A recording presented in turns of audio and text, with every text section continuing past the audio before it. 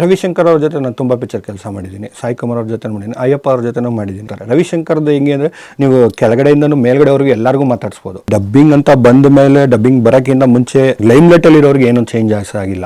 But dubbing ಬಂದ ಮೇಲಿಂದ ಕೆಲವು ಆರ್ಟಿಸ್ಟ್ ಹುಟ್ಟಿದ್ದಾರೆ. ಒಬ್ಬೊಬ್ರು ಡೈರೆಕ್ಟರ್ದು ಒಂದೊಂದು ಸ್ಟೈಲ್ ಆಫ್ ಡಬ್ಬಿಂಗ್ ಇದೆ. ಇದು ಹಾರರ್ ಪಿಕ್ಚರ್ ಮಾಡ್ತೀನಿ, ಹಾರರ್ ಪಿಕ್ಚರ್ ಯಾವುದೋ ಒಂದು ರೆಫರೆನ್ಸ್ ಇಟ್ಕೊಂಡಿರ್ತಾರೆ, ಅದೇ ತರನೇ ಮಾಡ್ಸಿರ್ತಾರೆ ಆಕ್ಟಿಂಗ್. ಈಗ ಮುಂಗಾರು ಮಳೆಯಲ್ಲಿ ತಗೊಂಡ್ರೆ ನೀವು ಭಟ್ರು ಗಣೇಶ್ ಅವ್ರಿಗೆ ರಾಂಗ್ ಪಾಸಸ್ ಕೊಡ್ಸಿದ್ದಾರೆ. ಅವಾಗ ಮಾಡಿಸಿದಾಗ ಸ್ಟೈಲೇ ಚೇಂಜ್ ಮಾಡಿದ್ರು ಅವ್ರು ಡಬ್ಬಿಂಗ್ ನ. ಕೆಲವು ಟೈಮ್ ಮ್ಯೂಸಿಕ್ ಡಿಸೈಡ್ ಆಗೋಗಿದ್ರೆ ಸೀನ್ ಅಲ್ಲಿ ಡೈಲಾಗ್ಸ್ ಕಡಿಮೆ ಆಗುತ್ತೆ. ಜೋಗಿ ಪ್ರೇಮ್ ಅವ್ರದ್ದೊಂದು ಸ್ಟೈಲ್, ಅವ್ರದ್ದು ನ್ಯಾಚುರಾಲಿಟಿ ಕೇಳ್ತಾರೆ. ಪ್ರಶಾಂತ್ ಅವ್ರ ಹತ್ರ ಏನಂದ್ರೆ ಯಾವ ಕ್ಯಾರೆಕ್ಟರ್ ಎಷ್ಟಲ್ಲಿ ಮಾತಾಡ್ಬೇಕು ಅಂತ ಅವರೇ ಟೋನ್ ಫಿಕ್ಸ್ ಮಾಡ್ಕೊಂಡ್ಬರ್ತಾರೆ. ಸಂಜೀವ್ ಎಡ್ಸ್ಕಿತ್ ಅಂದ್ರೆ ಒಂದು ನೆನಪಿಗೆ ಬರೋದು ಅಂದ್ರೆ ಪಿಕ್ಚರ್ ಫುಲ್ ಪೈಲಟ್ ಇರ್ಲಿಲ್ಲ.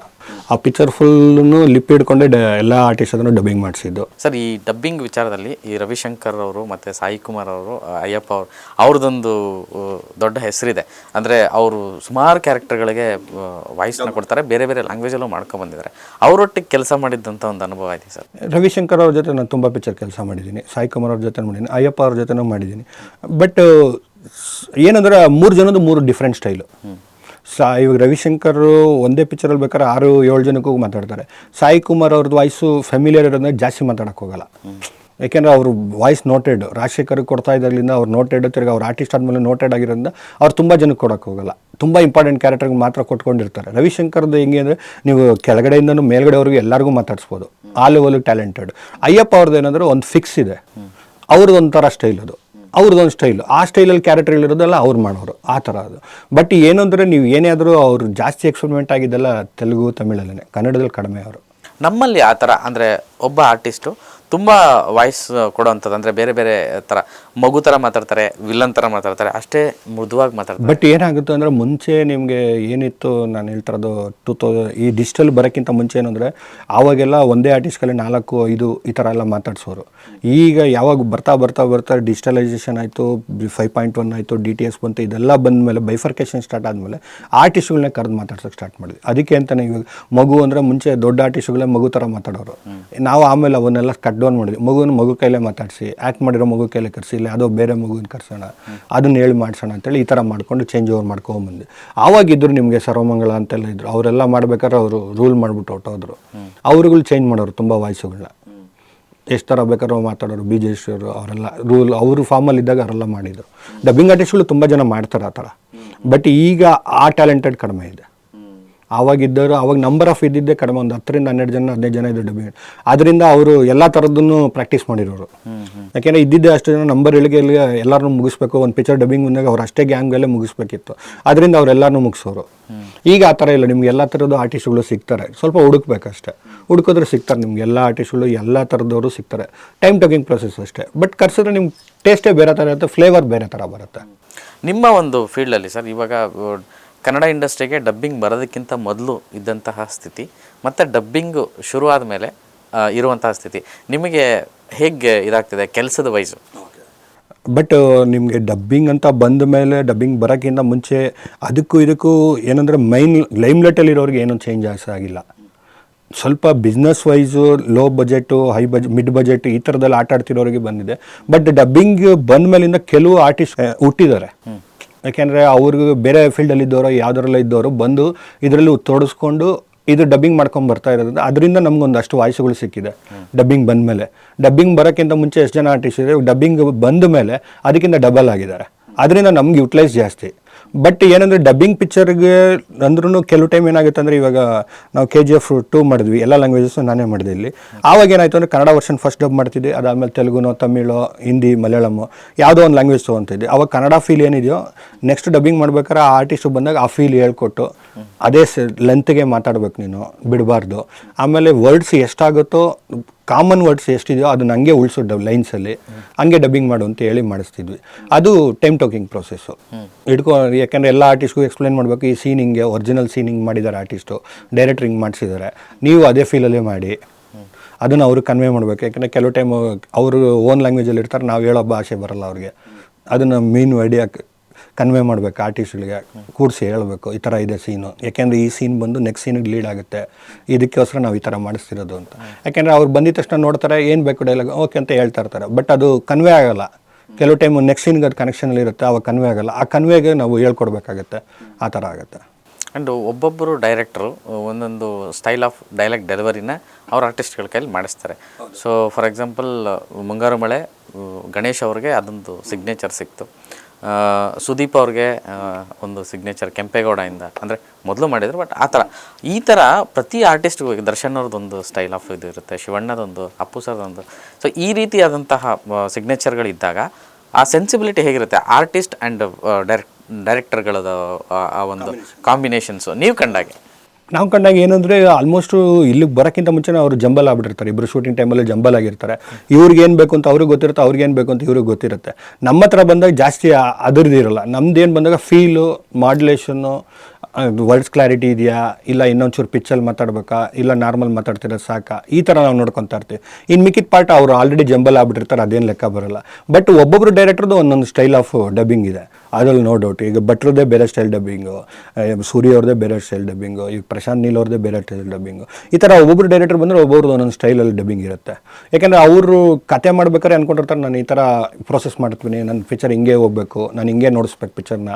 ಯಾಕೆಂದರೆ ನಾನು ಮ್ಯೂಸಿಕ್ ಮಾಡಿಸೋದು ನಾನು ಇದೇ ಥರ ಮಾಡಿಸ್ತೀನಿ, ನಾನು ಆ್ಯಕ್ಟಿಂಗ್ ಮಾಡಿಸಿರೋದು ನಾನು ಇದೇ ಥರ, ಆ ಫೀಲಲ್ಲಿ ಇರ್ತಾರೆ. ಆವಾಗ ಬಂದಾಗ ಆ ಡೈರೆಕ್ಟರ್ಗಳು ಹೇಳ್ತಾರೆ, ನಾನು ಈ ಫೀಲಲ್ಲಿ ಇದ್ದೀನಿ, ನಾನು ಈ ಫೀಲಲ್ಲಿ ಹೋಗ್ತಾ ಇದ್ದೀನಿ, ನೀನು ಈ ಫೀಲ್ಗೆ ಹೋಗ್ಬೇಡ, ಈ ಫೀಲಲ್ಲಿ ನೀನು ನಮ್ಮ ಜೊತೆಗಿರು.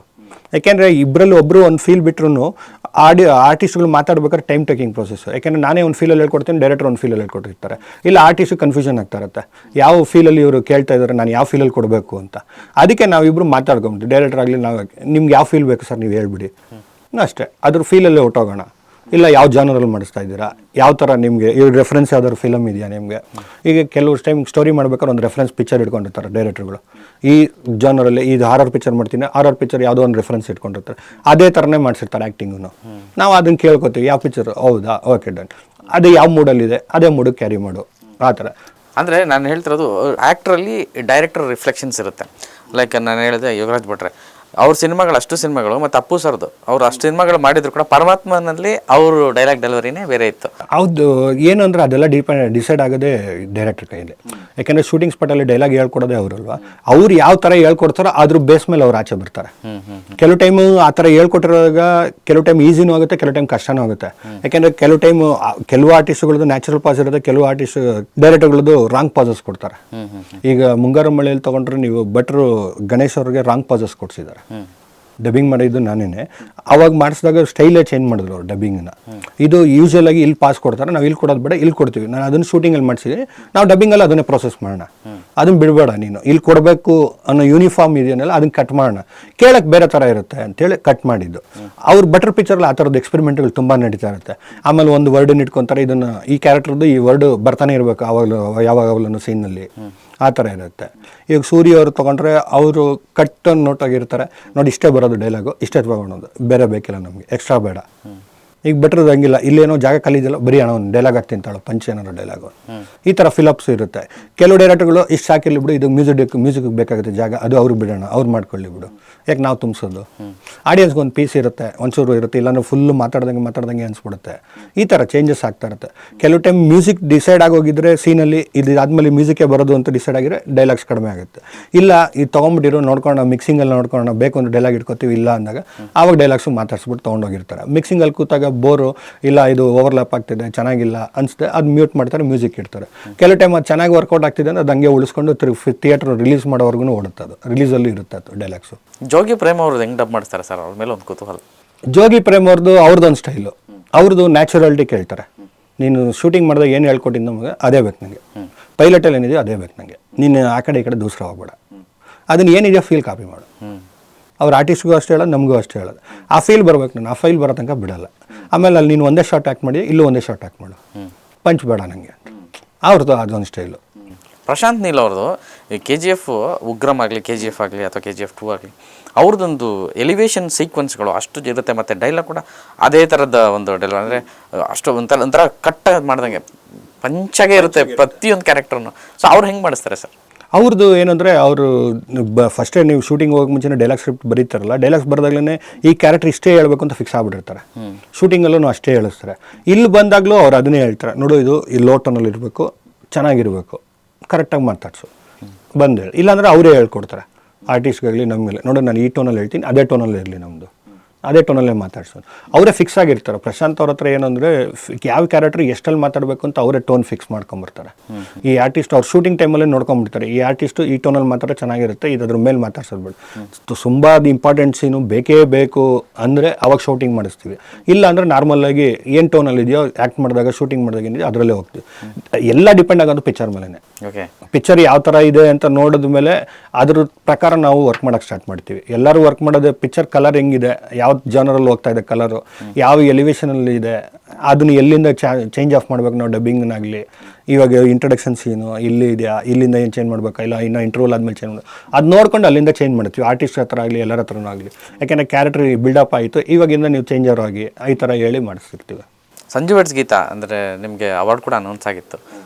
ಅದು ಅದರಲ್ಲಿ ಈ ಸೌಂಡ್ ವಿಚಾರಕ್ಕೆ ಮತ್ತು ಡಬ್ಬಿಂಗ್ ವಿಚಾರಕ್ಕೆ ಅಂದರೆ ರಮ್ಯಾ ಅವರು ಐ ಲವ್ ಯು ಸಂಜು ಅನ್ನೋದು, ಕಿಟ್ಟಿ ಅವರು ಬ್ಯೂಟಿ ಅನ್ನೋದು, ಅದೊಂದು ಆ ಸಿನಿಮಾದ ಸಿಗ್ನೇಚರ್ ಆಗಿತ್ತು. ಸೊ ಆ ಸಿನಿಮಾ ಕೆಲಸ ಮಾಡಿದ್ದು ಮತ್ತು ಅದು ಅನೌನ್ಸ್ ಕೂಡ ಆಗಿತ್ತು ಅವಾರ್ಡು ನಿಮಗೆ. ಸೊ ತಂತ್ರಜ್ಞರಿಗೆ ಈ ಥರದೊಂದು ಪ್ರಶಂಸೆ ಬರೋದು ತುಂಬ ದೊಡ್ಡ ವಿಷಯ. ಸೊ ಆ ಸಿನಿಮಾ ಪ್ರಾಸೆಸ್ಸು ಮತ್ತು ನಾಗಶೇಖರ್ ಅವರ ವರ್ಕಿಂಗ್ ಸ್ಟೈಲ್, ಅದು ಸಂಜು ವೆಡ್ಸ್ ಗೀತಾ ಅಂದರೆ ಒಂದು ನೆನಪಿಗೆ ಬರೋದು ಅಂದರೆ ಪಿಕ್ಚರ್ ಫುಲ್ಲು ಪೈಲಟ್ ಇರಲಿಲ್ಲ. ಅವರು ಶೂಟಿಂಗಲ್ಲಿ ಏನೋ ಪ್ರಾಬ್ಲಮ್ ಆಗಿ ಪೈಲಟ್ ಹೋಗಿತ್ತು.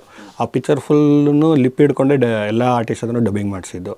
ಅದು ಒಂದು ಎಕ್ಸ್ಪೀರಿಯೆನ್ಸು. ಆಮೇಲೆ ರಮ್ಯಾ ಅವ್ರದ್ದು ಅದೇ ಫಸ್ಟ್ ಪಿಕ್ಚರ್ ಡಬ್ಬಿಂಗ್ ಮಾಡಿದ್ದು, ಇಂಡಿಪೆಂಡೆಂಟಾಗಿ ಅವರೇ ವಾಯ್ಸ್, ಅವರು ಕ್ಯಾರೆಕ್ಟರ್ ಕೊಟ್ಟಿದ್ದು ಅದೇ ವಾಯ್ಸು.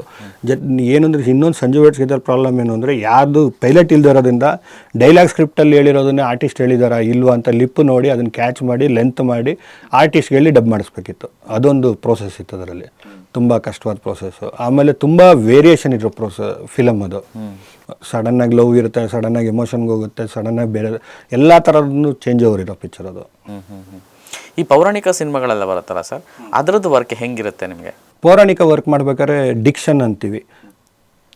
ಏನಂದರೆ ಒತ್ತಕ್ಷರಗಳು ಫುಲ್ಲಾಗಿ ಹೇಳ್ಬೇಕು. ಒತ್ತಕ್ಷರಗಳು ನಾವು ಎಲ್ಲೂ ಬಿಡಬಾರ್ದು, ಅಕ್ಷರಗಳನ್ನ ತುಂಡರಿಸ್ಬಾರ್ದು, ಫುಲ್ ಪ್ರೊನೌನ್ಸ್ ಮಾಡಬೇಕು. ಈ ಥರ ಅಲ್ಲಿ ಅದೇ ಹೇಳ್ಬೇಕಾದ್ರೆ ಅದು ನಾವು ನೋಡ್ಕೋತೀವಿ. ಈಗ ನೋಡಿ ಈ ಅಕ್ಷರ ಕಟ್ ಆಗ್ತಿದೆ, ಫುಲ್ ಪ್ರೊನೌನ್ಸ್ ಮಾಡಬೇಕು. ಇಲ್ಲಿ ಒತ್ತಾ ಇಲ್ಲ, ಅಕ್ಷರ ಒತ್ತಬೇಕು, ನೀನು ಫುಲ್ಲಾಗಿ ಹೇಳ್ತಿಲ್ಲ, ನೀನು ಕನ್ನಡ ಕರೆಕ್ಟಾಗಿ ಹೇಳ್ಬೇಕು ನೀನು. ಯಾಕೆಂದರೆ ಅಲ್ಲಿ ಅದು ಅದೇ ಥರ ಹೇಳಿದ್ರೇ ಅದು ಪೌರಾಣಿಕ ಅನ್ಸೋದು, ಇಲ್ಲಾಂದ್ರೆ ಪೌರಾಣಿಕ ಅನ್ಸಲ್ಲ. ನಮ್ಮ ನಾರ್ಮಲ್ ಭಾಷೆ ಮಾತಾಡಿದ್ರೆ ಪೌರಾಣಿಕ ಅನ್ಸಲ್ಲ. ಅದು ಆ ಥರ ಮಾತಾಡೋ ಸ್ಟೈಲಲ್ಲೇ ಮಾತಾಡಿಸ್ಬೇಕು. ಅಲ್ಲಿ ಏನಂದ್ರೆ ನಮಗೆ ಜಾಸ್ತಿ ಇದಿರೋದು ಏನಂದರೆ ಕ್ಲಾರಿಟಿಗೆ ನೋಡ್ತಿರ್ತೀವಿ. ಯಾವ ಅಕ್ಷರ ಸ್ಪಷ್ಟವಾಗಿದೆಯಾ, ಅಕ್ಷರ ಸ್ಪಷ್ಟ ಇಲ್ವಾ, ಆಮೇಲೆ ಹೇಳ್ತಿರೋ ಲೈನ್ ಕ್ಲಾರಿಟಿಯಾಗಿ ಗೊತ್ತಾಗ್ತಿದೆಯಾ ಆಡಿಯನ್ಸ್ಗೆ, ಅದನ್ನು ನೋಡ್ಕೋಬೇಕು ನಾವು. ನೀವು ನಿಮ್ಮ ಕೆರಿಯರಲ್ಲಿ ಪೌರಾಣಿಕ ಯಾವ್ದು ಮಾಡಿದ್ರಿ? ಕುರುಕ್ಷೇತ್ರ ಮಾಡಿದ್ದೀನಿ. ಗಂಡುಗಲಿ ಕುಮಾರರಾಮ. ಗಂಡುಗಲಿ ಕುಮಾರರಾಮ. ಬಟ್ ಕುಮಾರರಾಮದಲ್ಲಿ ಅಷ್ಟೊಂದು ಇರಲಿಲ್ಲ. ಕುರುಕ್ಷೇತ್ರ ಕಂಪೇರ್ ಮಾಡಿದ್ರೆ ಕುಮಾರರಾಮದಲ್ಲಿ ಅಷ್ಟೊಂದಿಲ್ಲ. ಅದು ಒಂದು ಜಾನರಲ್ಲೇ ಬೇರೆ ಥರ ಜಾನರ್ ಬರ್ಸಿದ್ರು. ಕುರುಕ್ಷೇತ್ರದಲ್ಲಿ ತುಂಬ ಒತ್ತಿ ಬರ್ಸಿದ್ರು ಅದನ್ನು. ಅದು ಬೇಕು, ಪೌರಾಣಿಕ ಅಂತಲೇ ಬೇಕು ಅಂತ ಒತ್ತು ಬರ್ಸಿದ್ದು ವಿರಾಟ್ ಸರ್. ಅಂದರೆ ಭಾಷೆ ಹಿಡಿತಾನು ಆರ್ಟಿಸ್ಟಿಗೆ ತುಂಬ ಇಂಪಾರ್ಟೆಂಟ್. ಸೊ ಆ ಒಂದು ಪ್ರೊಸೆಸ್ ಹೆಂಗಿತ್ತು ಸರ್ ನಿಮಗೆ? ಅಲ್ಲಿ ಟೈಮ್ ಟೇಕಿಂಗ್ ಪ್ರೊಸೆಸ್ಸು. ಜೊತೆಗೆ ಏನಂದರೆ ಇವಾಗ ಡೈರೆಕ್ಟ್ರ್ ಜೊತೆಗೆ ಒಬ್ಬ ಕನ್ನಡ ನೋಡ್ಕೊಳಕ್ಕೆ ಕನ್ನಡ ಡೈಲಾಗ್ಸ್ ಬರೆದಿರೋರು ಒಬ್ಬರು ಇರೋರು ರೈಟ್ರು. ಆ ರೈಟ್ರು ಕೂತ್ಕೊಳೋರು, ಇದು ನೋಡು ಇಲ್ಲಿ ಅಕ್ಷರ ತಪ್ಪು ಬರ್ತಿದೆ, ಅವ್ರಿಗೆ ಹೇಳಿ ಮಾಡಿಸು, ಇಲ್ಲ ಇವ್ರಿಗೆ ಇದು ಬರ್ತಾ ಇಲ್ಲ, ಇದನ್ನ ಪ್ರಾಕ್ಟೀಸ್ ಮಾಡಿಸ್ಬೇಕು. ಈ ಥರ ಎಲ್ಲ ಪ್ರೊಸೆಸ್ ಇರೋದು. ಅವ್ರಿಗೆ ಹೇಳಬೇಕು, ತಿರ್ಗಾ ಇಲ್ಲಾಂದ್ರೆ ಇದು ಬರ್ತಿಲ್ಲ ಅಂದರೆ ಮಾರ್ಕ್ ಮಾಡಿಕೊಂಡು ಅದು ಆಮೇಲೆ ಮಾಡೋಣ ಅಂತ ನೆಕ್ಸ್ಟ್ ಸೀನ್ಗೆ ಹೋಗಿ ಯಾವಾಗ ಪ್ರೊನೌನ್ಸಿಯೇಷನ್ ಕ್ಲಿಯರ್ ಆಗಿದೆ ಆವಾಗ ಇನ್ನೊಂದ್ಸತಿ ತೊಗೋತಾ ಇದ್ವಿ. ಆ ಥರ ಹೋಗುತ್ತೆ.